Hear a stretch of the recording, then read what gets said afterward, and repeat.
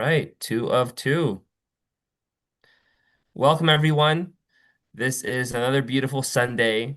We are welcoming once more Miss Violetta Zane. It's about 11 a.m. on October 19, 2025. Welcome, Violetta. Thank We're you. we're continuing with our sessions that Violetta has worked so tirelessly to put together on a very important person to Baha'is around the world, Miss Martha Root. Violetta Zane is an artist. She's a graphic designer. She's a researcher and writer in Baha'i history. And she has published five chronologies on the lives of Baha'u'llah, the Bab, Abdul Baha, Shoya Effendi, and the greatest holy leaf. You can find these chronologies indexed in several places. They're easy to find, but we're going to introduce to you her new website. It is www.bahaichronologies.com. You can find all her work in English and French. With that being said, we welcome you to visit that website, bahaichronologies.com. View the beautiful website, the new page. You can also, in addition to going to that website, find her videos online on YouTube. And right now, you can see them on Clearwater Bahai's the YouTube channel. And you can find all those videos where, just like this one, she has put her presentation on the screen herself, explaining the chronology, telling the story with detail, with emotion, and honestly speaking, connecting us to these moments in history that, in a way, if we're just reading something ourselves, we don't see that maybe. Maybe uh, we don't see that or feel that the same way as if we're connecting with another person who's telling us the story. With that being said, we welcome Miss Violetta Zane. The Baha'is of Clearwater welcome you once more, and we thank you for all your hard work and dedication. We look forward to the rest of this beautiful chronology for Miss Martha Root. Thank you so much. Oh, I have been looking forward to today. I am so excited to have you all here on Zoom. Thank you for being here. Welcome to Martha Root, uh, Part 4, Proclamation. This is 3 months in the life of Martha Root. This is exceptional in this chronology. This is the shortest amount of time in one part, but you're going to see why it is so intense. Now, before I start, illustration is a huge part of my work, and I have to tell you, there are only two photographs of Martha Root in 1919 in South America, and I'm going to point them out very clearly when we get there. Any other picture of Martha Root in this presentation was not taken in 1919. Now, first things first, credit. I have to give credit. Many of the vivid details in my presentations come from this book, Lioness at the Threshold, from Mabel R. Garris. It is Mabel Garris's masterpiece and the definitive biography of Martha Root, published in 1983. If you do not have it, buy it. It is incredible and very well written. And Mabel Garris, she based her research for the book on articles written by Martha Root or about Martha Root, on letters written to Martha or by Martha, on Martha's personal journals, and on interviews with people who knew Martha and had served alongside her and met her. I am forever indebted to Mabel Garris and her biography of Martha Root. Chapter 1, The Tablets of the Divine Plan. 26 to 30 April 1919, the 11th National Convention. Now, there is a beautiful picture of the National Convention that is very long. It's a landscape photo, and both of the halves of this photo are going to be the next two images.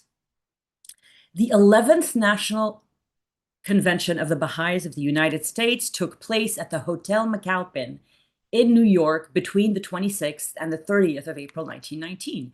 These are some of the tablets of the Divine Plan which Abdul Baha mailed to the US.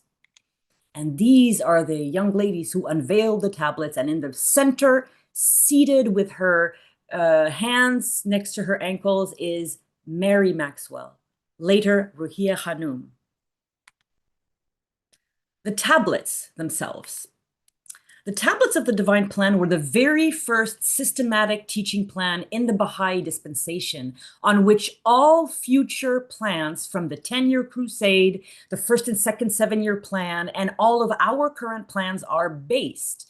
They were a set of 14 tablets revealed by Abdul Baha and addressed to the United States and Canada collectively, but also the 5 regions of the northeastern states, which you see in pink, the southern states, the central states, and the western states, as well as Canada and Greenland. Martha Root was one of the rare people present at this convention who instantly and intuitively understood the extraordinary significance and spiritual potency of Abdul Baha's tablets of the Divine Plan.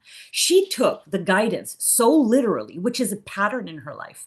Anytime she would receive any tablet by Abdul Baha, she would take it literally and apply it to her life. And she did the same thing for the tablets of the Divine Plan. There is a story that is wildly popular, and so we don't know if it's true or if it's an urban legend, but according to this story, when the convention was over, Martha was nowhere to be found.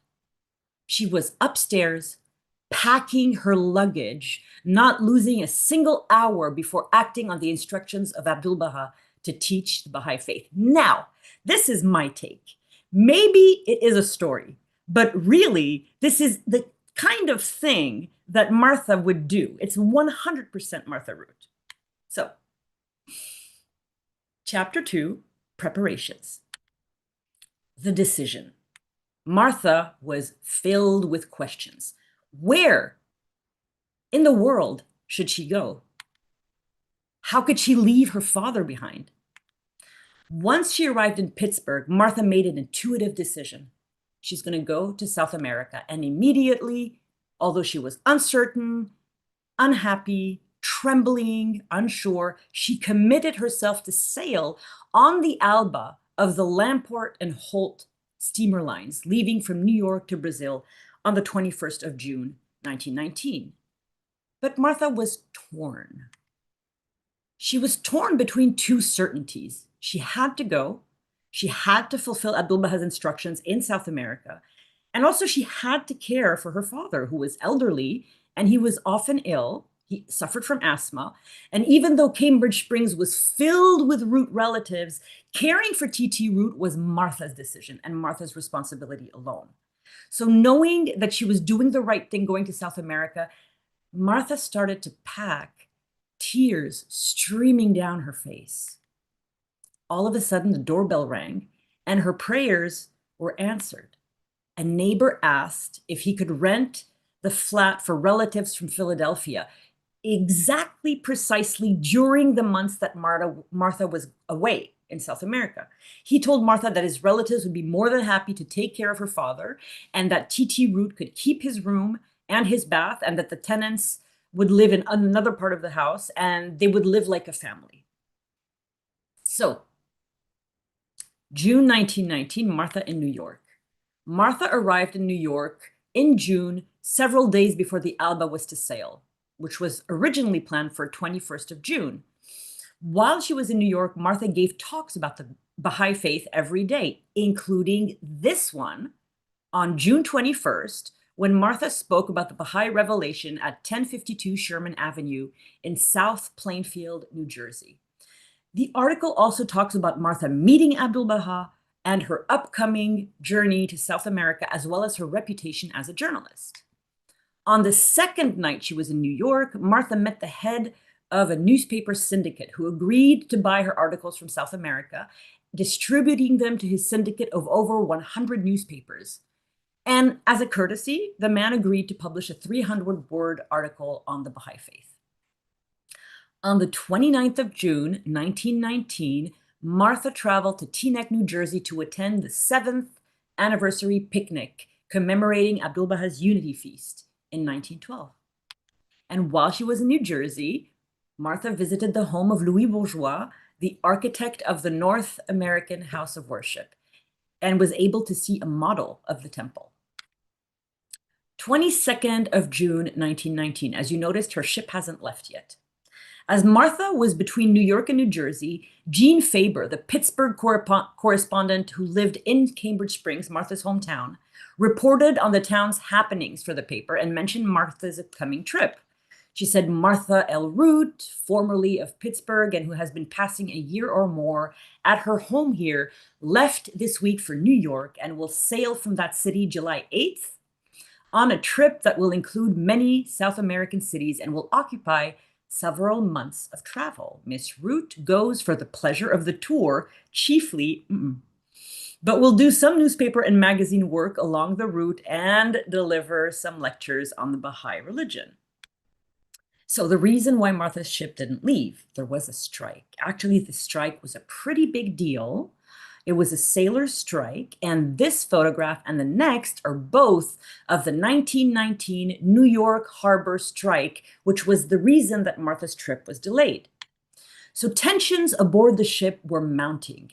It lay in port with all the passengers aboard week after week. And during this time, Martha was up and about. She went to the souvenir picnic, she gave talks, she gave lectures, she was in New Jersey. So the strike went on, and then Chinese sailors were brought out to replace the strikers, and the antagonism piled on to the tense situation. And Martha describes the scene. The ship stood out at the Statue of Liberty. The seamen who refused to sail were given the message. Abdu'l-Baha's views on the economic situation were explained to them. So there was a little feeling of unity, of love and sympathy. And blue booklets were taken back to the Union men through the sailors who did not go. Martha Root is amazing. She taught the faith to striking sailors, talked about our solution for economic problems, and gave booklets for them to take back to other strikers. She's my hero. Strikebreakers took over, and after a month delay, the Alba sailed out of New York on the 22nd of July. This is not the Alba. I spent like 3 days searching for a picture and could not find one, and it was very disappointing for me. Chapter 3, Sailing South. July 22nd to July 24th, first 2 days on the Alba. The month-long strike had taken its toll on Martha's health. She was ill and exhausted and strained by the difference in lifestyle of the passengers who smoked, drank, and gambled. Martha was in pain for 2 days, but was eventually revived by Abdu'l-Baha's words, which gave her vision for the rest of her trip. Unluckily for Martha, her cabin was across the bar. And Martha even commented, "The drinking on this ship is extraordinary." To add to the unfortunate geographical location of her cabin right across from the bar, Martha's roommate had 2 monkeys. These were the words of Abdu'l-Baha that revived Martha. Let not conventionality cause you to seem cold and unsympathetic. When you meet strange people from other countries, you think it necessary to be very careful not to expose yourselves to the risk of making acquaintance with such possibly undesirable people. I asked you not to think of yourselves. Be kind to the strangers. Help them to make them feel at home. Ask if you may render them any service. Try to make their lives a little happier. Let those who meet you without know without proclaiming the fact that you are indeed a Baha'i. Told you Martha took all of Abdu'l-Baha's words literally and applied them. So she prayed that she would be given a greater capacity to serve with more love and more wisdom. And then she distributed all of her farewell gifts to the other passengers. The men, these are not them, but the men on the ship organized a sport event aboard the Alba, and Martha told them that she did not know much about sports, but she wanted to join in the family party. And she was going to go in for all the sport events except the heavy weight lifting contests. And she found among her belongings the nicest little scarf that she had. She wrapped it up in the Japanese fashion of gift wrapping and offered it to the sports committee as a prize. And it was the only prize that was donated by a woman aboard the ship. 24th of July, 1919, Martha's lecture. Still not the Alba. 2 days after the Alba had left New York on Sunday, 24th of July, Martha asked the captain if she could speak about the Baha'i faith. A large notice was placed on the ship's bulletin board, and almost everyone attended, including the captain, the purser, and several of the ship's officers. The first to enter the room, this is why Martha was so good with people. The first people to enter the room were Martha's new buddies from the sports committee. They had advertised Martha's talk to everyone they knew and brought their friends. No one at the talk had ever heard about the Baha'i faith. The sea was rough during Martha's talk. The ship pitched and rolled, and at one point, Martha had to hold on to a pillar to stay standing. She spoke for an hour, and when someone got up and spoke against her, she replied point by point. She never got flustered when anyone opposed her. Because Martha gave the talk early in the journey, 2 days after they had sailed, she had created an atmosphere of curiosity and inquisitiveness about the faith, and had many one-on-one talks about the faith on the ship as a result. Martha reads palms. Martha was a very delightful person, and she was very surprising. Her mind was very hungry for knowledge, and once she had studied palmistry, which is the pseudoscience of analyzing the physical features of your hand to interpret personality and predict the future. So one day during this journey, Martha, just for fun, offered to read one of the passengers' hands. And immediately after, so many passengers rushed over to have their palms read that the captain had to line them up in an orderly fashion. And he went first, and he gave Martha both of his palms to read. That day, Martha read palms all day. Every passenger got their palm read, every steward got their turn, and the last person to get their palm read was a little bugler boy from Barbados named Snowball. 3 days after the palm reading event, the captain issued Martha Root a public challenge. I bet you cannot read my hand exactly the same a second time. If you prove you can, I will put it on the records of the ship among the distinguished passengers that you are the first Baha'i ever to read over these lines, and that they can find out all about what a Baha'i is by reading the book Thornton Chase's The Baha'i Revelation you put in the ship's library. Martha called the captain's bluff and read his palms exactly the same way the second time around. Of course she did. It was her first victory in her mission to spread the faith. Martha was definitely the most unique and the most popular passenger on board. The chief steward invited Martha to tell all the Chinese sailors about the Baha'i faith, and everyone got a copy of Abdul Baha's letter on China. At the fancy dress ball, Martha Root went disguised as a Persian, and the captain asked her to present the prizes. Chapter 4, Brazil. 4th of August, 1919, Belém. After 2 weeks at sea, on the 4th of August, 1919, the Alba docked in Belém, Brazil, a city of 175,000 people on the north coast of the country and the gateway to the Amazon, 180 kilometers from the equator. It rained every single day, and people in Belém scheduled all their appointments for after the rain, usually around 3 p.m. Martha went ashore in Belém. She was the first Baha'i ever to set foot not only in South America, but in Brazil and in Belém, and she made her way straight to a newspaper office, despite neither speaking nor understanding Portuguese, and relying entirely on props and gestures and French. A boy pointed the way to what was the largest paper in Belém, and Martha arrived to find 15 men writing. She was ushered into an office and used her broken French to speak to one of the older editors. She attempted to explain what the Baha'i was, and she was so determined and eloquent that the newspaper asked Martha to write a 1,000-word article, and then something really extraordinary happened, as often did during Martha's trips.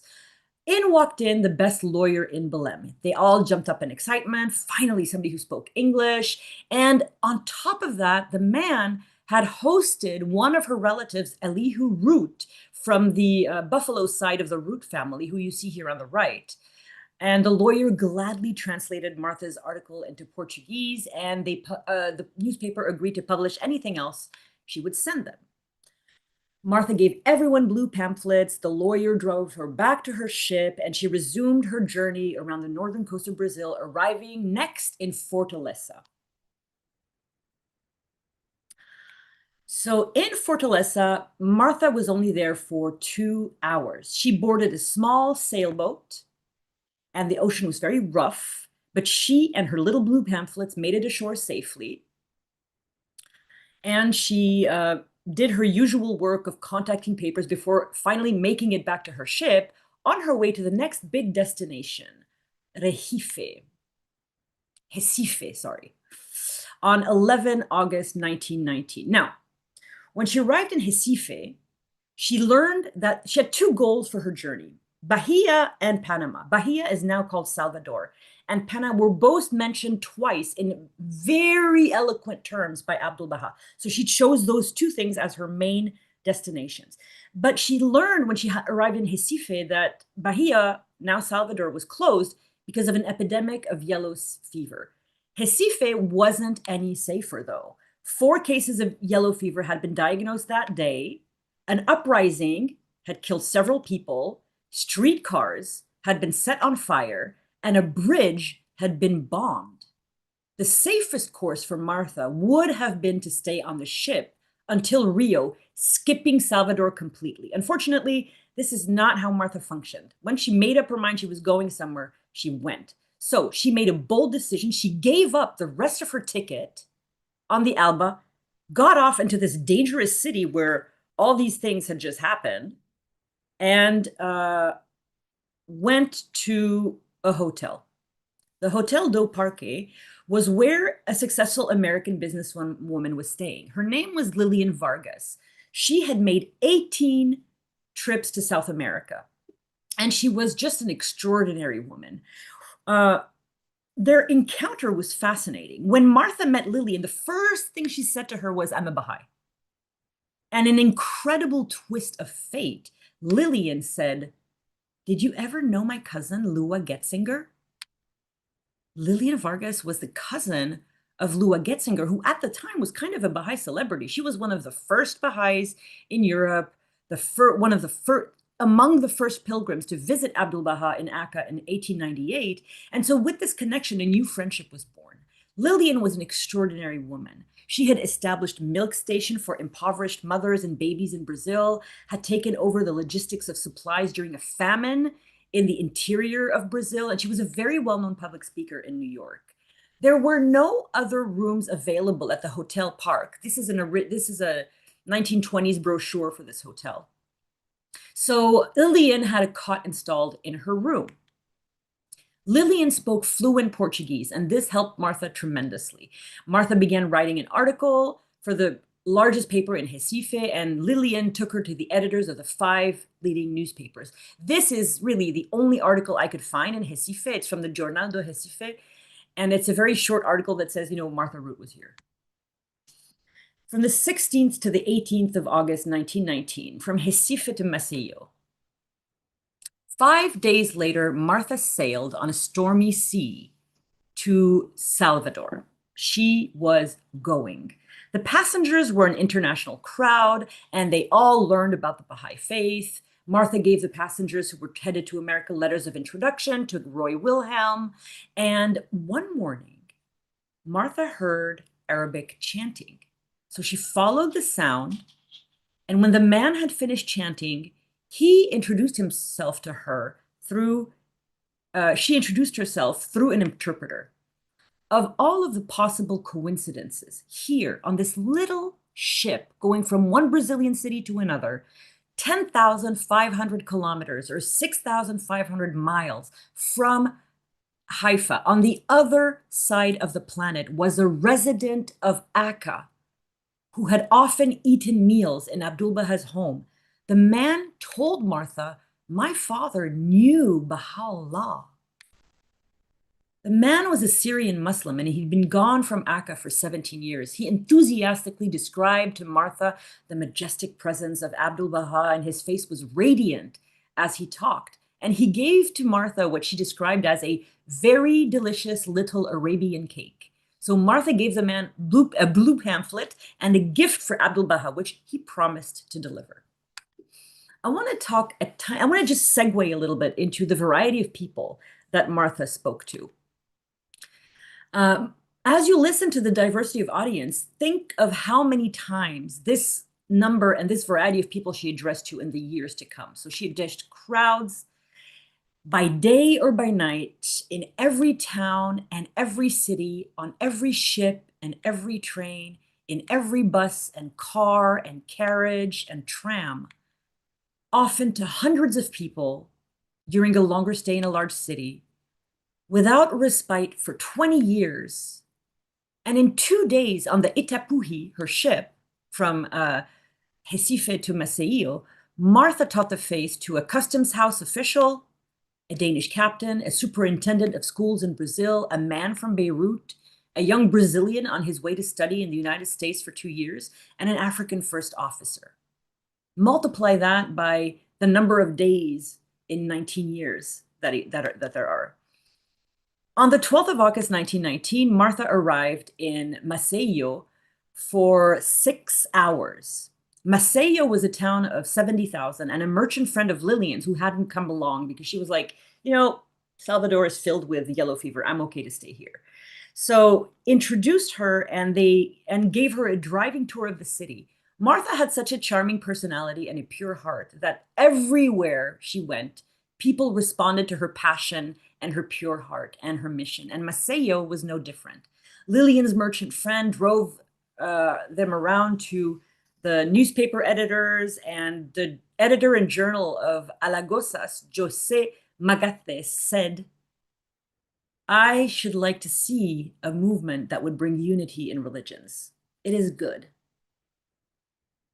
In a surprising departure from her usual articles, Martha wrote an article in Maceió about 2 international thefts, which was very smart because it's put her in closer touch with the commercial world in Brazil. Then she went on to fever-stricken Salvador, where she spent 6 days. Martha was approaching the goal of her first journey, Bahia, as Abdul Baha had called it in that was the name at the time, in the tablets of the Divine Plan. He'd spoken about the city twice, and Martha reached Salvador around the 19th of August, but there's no exact date for her arrival. It's mid-August. There was a violent rainstorm, but Martha disembarked and, completely undaunted, left the ship under the pouring rain, hopping onto a small sailboat and tossed around by the waves. During her very busy 6-day stay, Martha placed Baha'i books in the local library, which were immediately checked out. And she was running a high fever. She was ill for a lot of the trip. And 2 young English-speaking missionaries appeared and took her under their wing. I tell you, no one could resist her. Everyone always bent themselves backwards trying to help her. One of her shipmates spent some time every day introducing her to important people, and a man known only as Mr. S spontaneously made appointments for Martha with newspaper editors and served as her interpreter.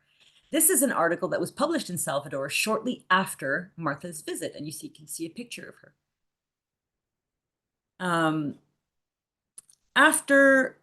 While she was in Bahia, Martha had an interesting experience. The newspapers ran stories about her. People came to her asking for information. She gave out a lot of pictures of Abdul Baha. She carried 12 photos of Abdul Baha, and once remarked, they went so quickly that she once remarked, "One ought to carry 200.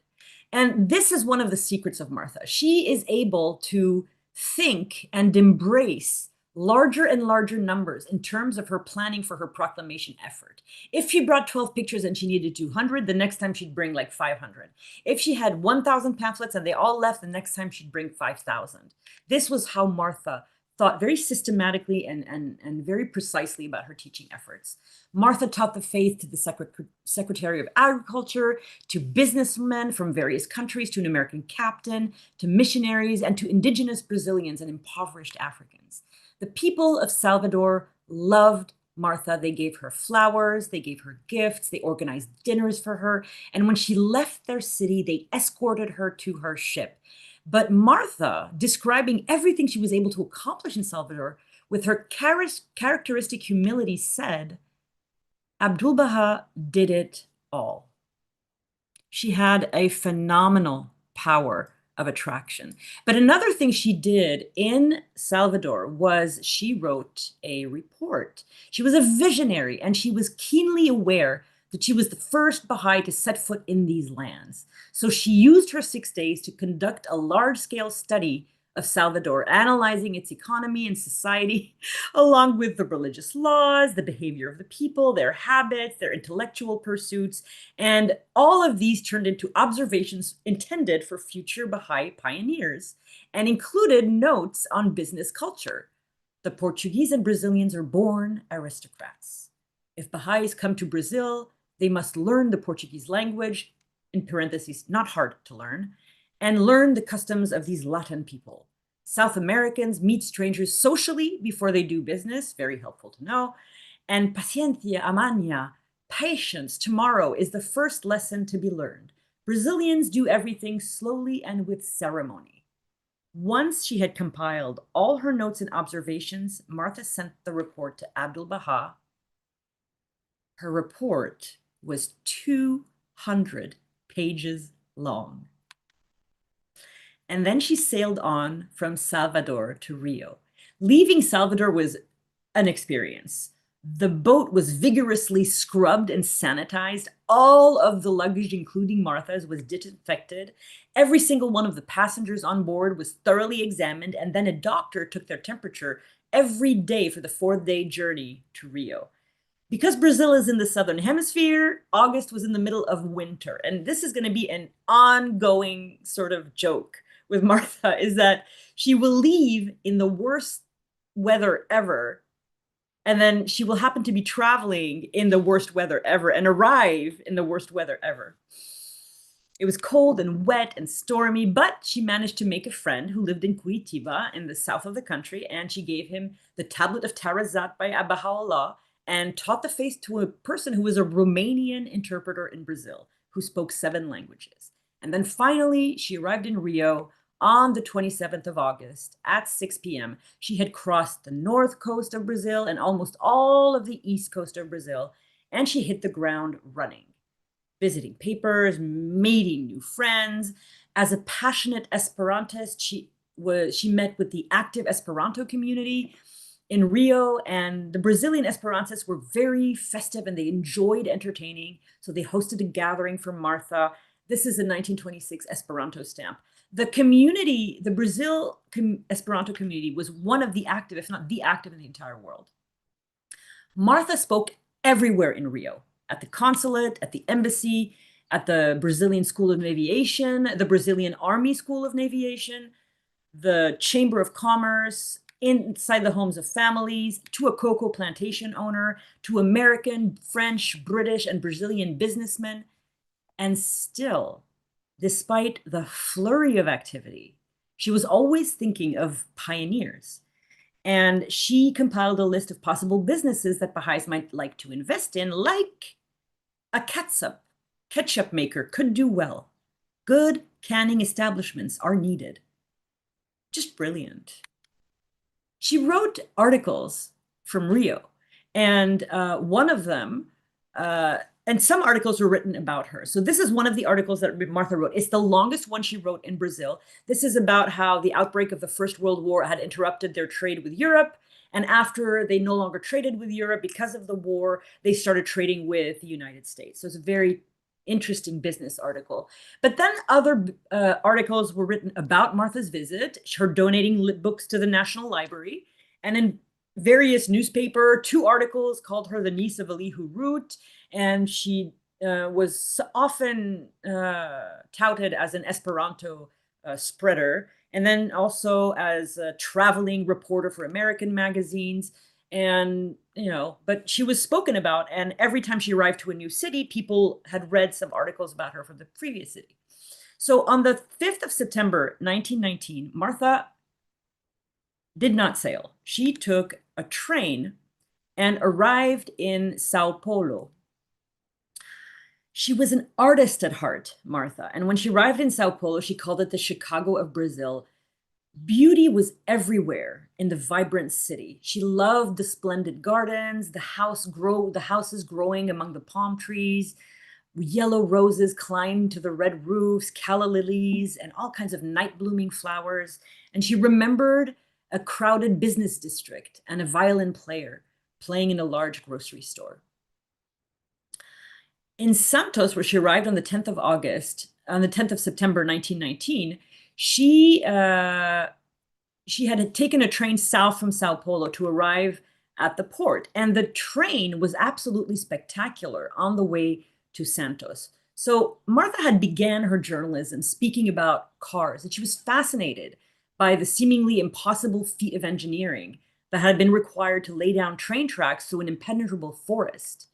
And the precipice was so steep on this train track that in order to cross it, the train had to uncouple the cars. And it was absolutely astounding, and Martha was completely enthralled. In Santos, she met the president of the Theosophical Society and met someone who had been looking for information about the faith for 5 years. He had even written an article without really having all the facts. Then Martha sailed from Santos to Uruguay, and she arrived there where did she arrive there? Well, I don't really have a date, but once she arrived in Uruguay, she spoke to all this variety of people constantly in her trips. One man owned the largest telegraph bureau in Paris, and then she spoke to 20 airplane pilots. I mean, just amazing. So she arrived in Montevideo in Uruguay on the 12th of September, 1919. And an article was published about her stay in El Dia. And finally, she arrived to Buenos Aires. Chapter 6, Argentina. This was a very interesting experience for Martha, because in this continent where she was the first Baha'i to really set foot and travel teach, in Buenos Aires, the faith was known. So it was the capital of Argentina. She arrived on the 20th of September, 1919. And she met people who had met Baha'is and knew about the faith. One person had met Juliet Thompson in Paris. One person had met the MacNuts. This is Howard MacNutt in New York. And one Frenchman owned 5 books about the faith and had met Abdul Baha in Paris. In Buenos Aires, Martha gave a lot of talks that she had very carefully prepared in the United States. Talks on the equality of men and women, on the importance of universal education. She talked to theosophists, Esperantists, and Women's Club of Short Story Writers. She spoke to literally everybody, including the Single Tax Society, 3 suffrage parties, and 2 women's rights organizations who threw teas for her. This is the article that was published about Martha, and it's a fantastic article, but there are no versions of it online that can be shown larger than this. It included a picture of Abdul Baha and Martha Root and a facsimile of Martha Root's signature in the magazine Caras y Caretas. And then Chapter 7, Over the Andes, a very daring idea. By October 1919, Martha Root had been in South America for 2 months and accomplished her first goal. But her second goal, Panama, was far from being won, because Martha had a huge problem. She was on the west coast of South America, and Panama was on the east coast of South America. So option one is obvious, to sail around the coast of South America. Easy. Of course, you'd have to go through the Strait of Magellan and Cape Horn. But that was kind of impossible for three reasons. First reason is that's 8,000 kilometers. That's 5,000 miles of sailing. So no. Second is that the ship would have taken 3 months. Also no in Martha's book. And the third reason is that the Strait of Magellan is so close to the Antarctic, it's not navigable until summer. She'd have to wait 5 months. So no, Martha doesn't wait. Option two, which was the only option really at that time of year, was to go from Buenos Aires to Valparaiso, Chile, overland, crossing that thin part of South America you see here on the map. Now, this was wonderful for two reasons. The distance was 6 times shorter, only 1,400 kilometers, 872 miles. And probably what Martha liked best, there was no waiting. She could leave immediately. So yes, on both counts. The other advantage is that most of the trip would be done by train. Like you see here, the Trans-Andine Railway usually went across the Andes, but for some reason, when Martha traveled in 1919, she couldn't go the whole distance by train. Maybe because it was like the winter, I think. I don't know. So she was going to go to Puente del Inca and then travel from there. The last part of the trip, Martha had to cross the Andes close to the Aconcagua, its highest peak, in the middle of winter on a donkey. So Martha prepared. The week Martha was preparing for this daredevil adventure, she talked to people who had made the Andean crossing. Some were ill from the journey, others had frozen faces and feet, but she was undeterred. In fact, the day before she left, Martha read an account by an American in the newspaper describing the journey she was about to undertake. He had just done this journey, and he said, "If you would consider riding around the edge of the Woolworth building when it is covered with ice and snow on a gentle mule a safe pastime, then have no fears regarding the inconveniences in crossing the Andes in winter." The man spoke about riding cliffs that had a 1-inch margin. Absolutely terrifying. And hundreds of feet drop underneath that 1-inch margin. But one thing you have to remember about Martha Root is that she never sacrificed a destination. No matter the dangers or the rumors about safety and war and uprisings and cholera and bridge bombings and cars being set on fire, no matter the weather or threats of frostbite, or even if the mode of travel was inconvenient. Because the truth was, you just could not scare Martha Root. If she had made up her mind that she was going, nothing could stop her. Martha's friends in Buenos Aires, theosophists, a Belgian girl, a German, a Scotch woman, and a Peruvian, showered her with gifts and books and fruit and flowers. They brought her homemade chicken sandwiches and candy. Some very thoughtful friends came with useful things like a fur coat or woolen underwear, and others had thoughtfulness to wire ahead to all the train stops so she would be welcomed wherever she went. Martha brought out the best in people. A New York businessman who was also crossing the Andes in the same group as Martha walked up and said he would do anything he could for her. So on the 5th of October, 1919, Martha took a train. Her roommate was a wonderfully intelligent Italian woman who had already crossed the Andes and spoke French and Spanish fluently. When their train made brief stops, they were welcomed by groups of people, and in returns for the gifts, Martha gave them Bahá'í literature, of course.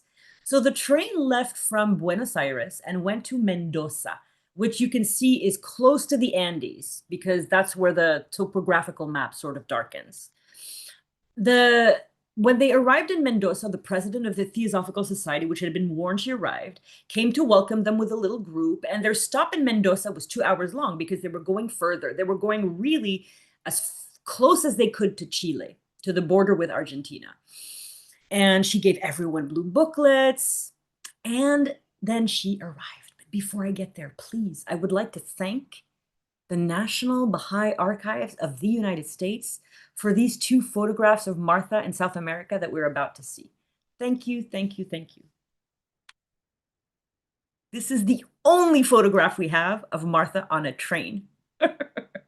And luckily for us, it's Martha on a train on her way to the Andes to cross them in winter on a donkey in October 1919. Now, was able, because the picture was such high resolution, it was able to, with the help of a friend, Hassan Elias, in Lima, Peru, able to identify Martha's stop, which was Puente del Inca, which was at the time, it's no longer the trailhead for crossing the Andes, but it was in 1919.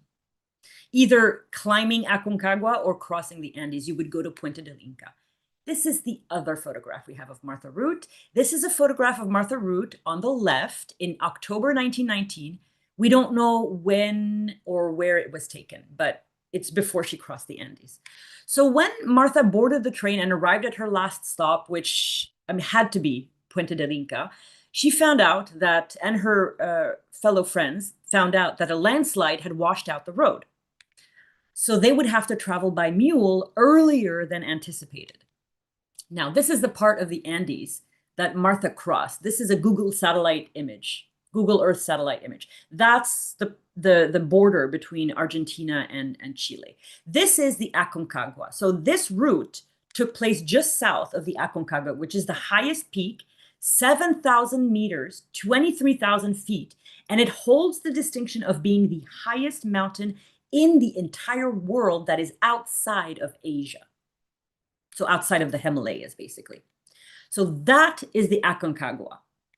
This is Mendoza, where Martha Root arrived by train. She continued by train to Puente del Inca, which is just south of the Aconcagua. Then this is Martha's destination, Los Andes in Chile.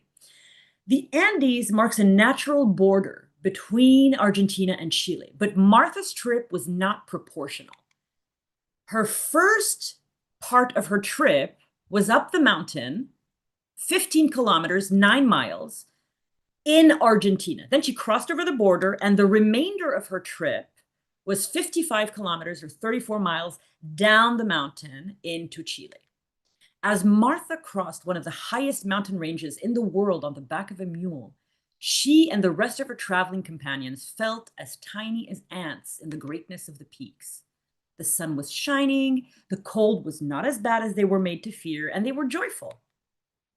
They passed jagged peaks and frozen chasms and stiffened mountain torrents, and then encountered some danger. As a violent storm reared up, the group was forced to take a detour for an hour through a pitch-black tunnel, stumbling and slipping as the frightened mules fell. Martha, as her mule was plunging, gripped the pommel of her saddle, threw her body as far back as she could, closed her eyes, and prayed, Ya Allah al-Mustaraf, over and over, over and over.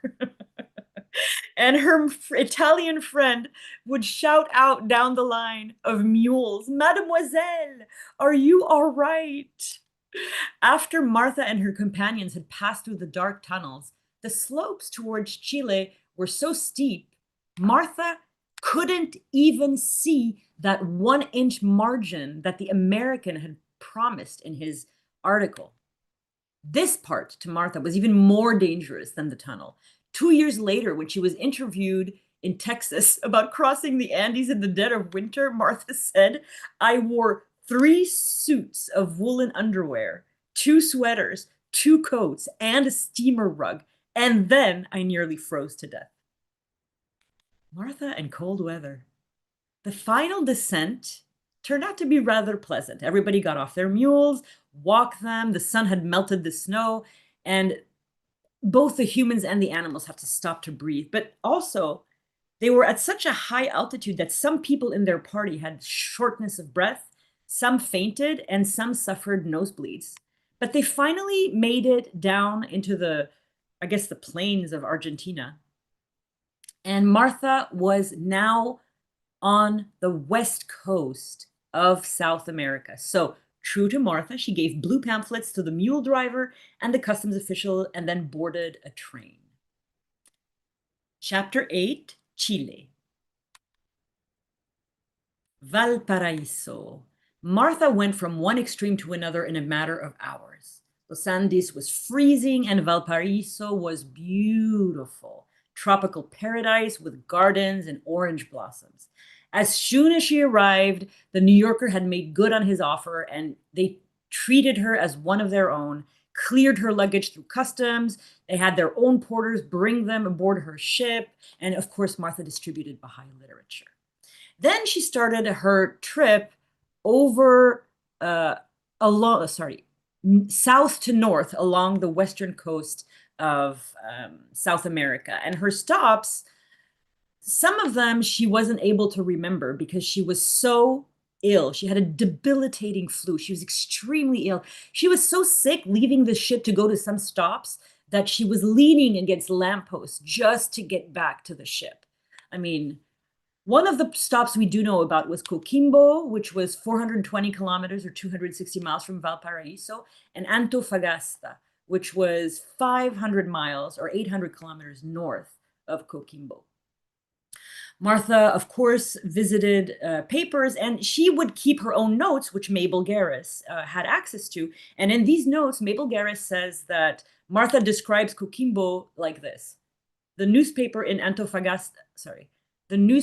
Coquimbo is El Longitudinal.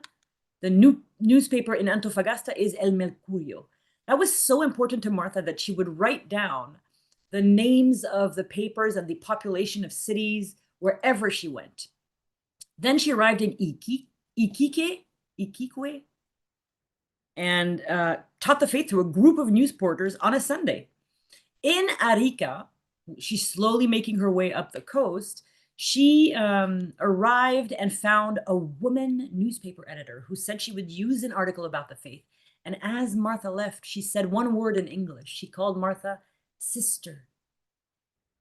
Martha spoke to the passengers who later brought Baha'i literature back to all of the countries in the world where they were from: Australia, New Zealand, Venezuela, Mexico, Panama, and Spain.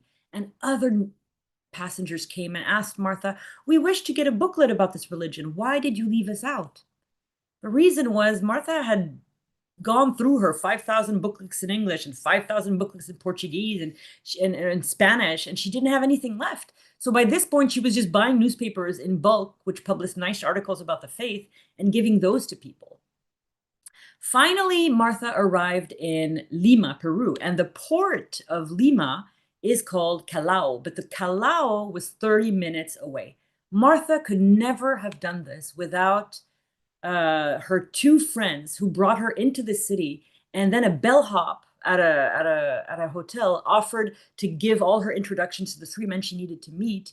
Then she managed to get back on her ship and sail the last distance to Panama, 2,300 kilometers, 1,400 miles without a stop. On the last day of the journey, Martha gave a talk in the music room, which was interpreted in Spanish, and she gave everyone clippings of newspapers.